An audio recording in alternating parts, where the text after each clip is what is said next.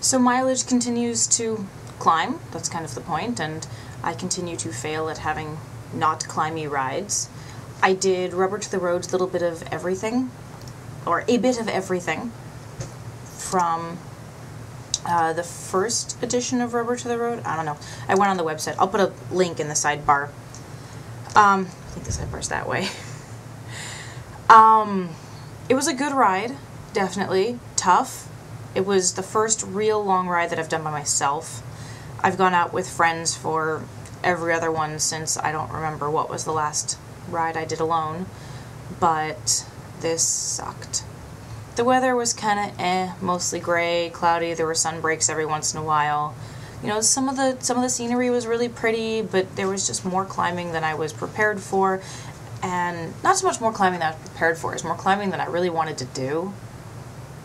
I went through a lot of really beautiful areas, which was nice. I mean, I biked down through Carver, out past there, along the Columbia River for a while. I went down through some really pretty places, and there was this gorgeous climb at the first chunk or so of the ride that was just really beautiful, more climb than I expected. That's the problem with my climbing right now, is that I tend to climb and not always realize that I'm climbing, because I just won't pay attention and I'll keep thinking, oh god, I suck, I'm going so slow, why is this so bad, why am I so horrible?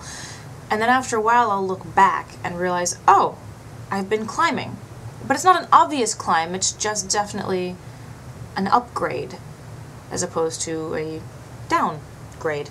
So, I mean, I'll go, you know, couple miles before I realize why the heck I'm going so slowly.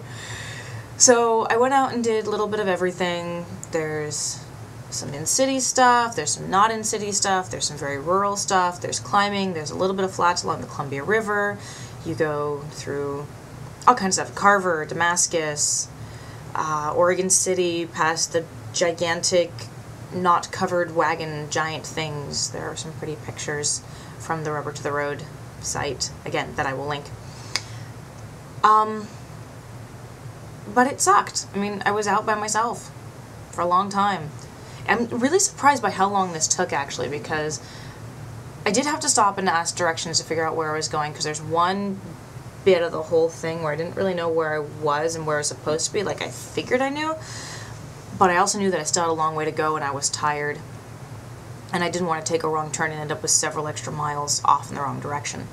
So I stopped and asked directions, and I stopped in Carver at the grocery store and picked up some chocolate milk, and that probably saved me. I'm also playing around with food, like I said, and the Fig Newtons were fabulous. I'm still thrilled with my juice gummy bear things. Those are really good. Fig Newtons were great. They worked fantastically. Chocolate milk was amazing. I came home and drank like a quart of chocolate milk. You know, 32 grams of protein in one shot, some sugar, some fat, 1,100 calories. I mean, I think I downed like 1,500 calories just of chocolate milk that day. But yeah, in general, it was a decent ride. It probably took me 6.5 hours-ish to go 63-ish miles. I did the climb up. When I hit the climb to Terwilliger, I was already dying. I mean, I'd had some really bad run-ins with cars. There was construction. It was, while the route itself is good, there were some bad chunks to it. And a lot of that had to do with the fact that there was construction. It was not the beautiful, gorgeous Saturday that you're wanting, so the cars that were there were already kind of bitchy. They weren't being thrilled with life like they are when it's just gorgeous and beautiful and you're driving along the Willamette or the Columbia or wherever the hell you are. Yeah, so it was not thrilling. But the last chunk, it has you go up Terwilliger, and you're going to take Terwilliger the whole way up past OHSU, and I'm already exhausted. I've done more climbing than I was going to do, than I had hoped I was going to do. And, I mean, it's not that much. It was like 4,000 feet, but it's enough, right? I mean, it was enough. So, anyways, so I'm coming up Terwilliger just off of State Street from Lake O, and you're going up, and then off on the left-hand side, there is this path, and it's not a raised path, it's just divided. There's a divider and then there's the path, and you can walk along it and you can bike along it. And so I'm going, okay, well maybe I don't really want to deal with cars right now. There's no shoulder at the moment. I'm tired, I'm bitching, I'm complaining, whatever. So I'm going to go over and get in that side and just not deal with the cars. And I'm going. After a little ways, it just pulls off into the woods. I had no idea where it was going. I kind of had some theories, but not anything I knew for certain. I don't have an iPhone. I only have the route map, so I don't have any extra maps with me. I really, really, really want an iPhone for doing this kind of stuff. And so I couldn't like pick it up and go, okay, GPS says I am here, and here's Terwilliger, and we'll hope that I follow Terwilliger.